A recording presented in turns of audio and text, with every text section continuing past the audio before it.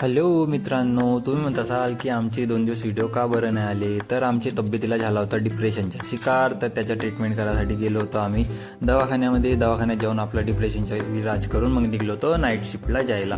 तर आमची आज नाईट शिफ्ट होती, म्हणजे नाईट शिफ्ट चालू झालेली आहे. तर कडाक्याच्या थंडीत तरी पण आम्ही 10:30 वाजता गेलो आपल्या स्टॉपवर. बसची वाट बघत बस आली.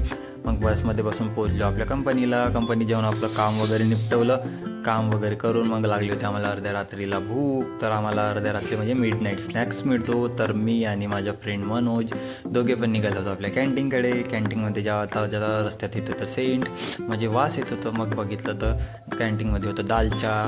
ते घेतलं आम्ही 1 प्लेट दालचा, सोबत घेतलं 1 केळ आणि 1 कप टी. ते वगैरे निपटवलं आणि मग पोहोचलो आपल्या कामावर जाऊन आपलं म्हणजे वर्क केलं. आणि सकाळी झाली आमच्या सुट्टीच्या टाईम. सकाळी आम्हाला 7 वाजता होते सुट्टी. मग बघत होतो आमची बस कुठं आहे, म्हणजे आमच्या रूटची बस ते आगमन सावजीची जी बस पकडली आणि पोहोचलो मग आपल्या रूमवर येऊन थोडं फ्रेश वगैरे होऊन सर्व व्यवस्थित करून मग आम्ही पकडलं आपली बुक्स.